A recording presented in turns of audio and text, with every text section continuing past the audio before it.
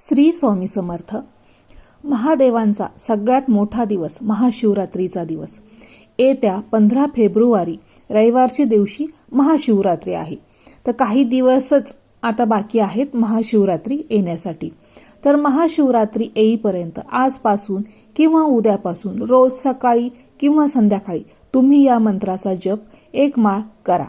जर 1 माळ करायला जमत नसेल तर फक्त 21 वेळेस केला तरी चालेल, पण नक्की या मंत्राचा जप करा. तुमच्या जीवनातले सर्व दुःख हा मंत्र संपवेल, तुमच्या इच्छा पूर्ण होईल. तर बघा, आपण भरपूर सेवा करतो, तोडगे करतो, भरपूर गोष्टी करत असतो, परंतु कधी कधी काहीच फळ देत नाहीत ह्या सगळ्या गोष्टी.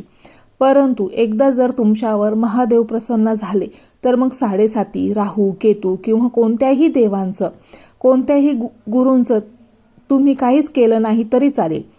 कारण एकदा जर महादेव प्रसन्न झाले तर मग प्रत्येक अडचण, प्रत्येक समस्या अगदी लहान असते, कारण ती साक्षात देवांचे देव महादेव आहेत. तर हा जप तुम्ही आजपासून किंवा उद्यापासून रोज सुरू करायचा आहे. कमीत कमी 21 वेळेस तरी करायचा आहे.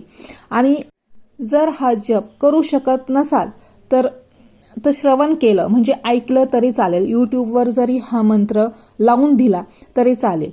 तर हा मंत्र आहे शिवगायत्री मंत्र.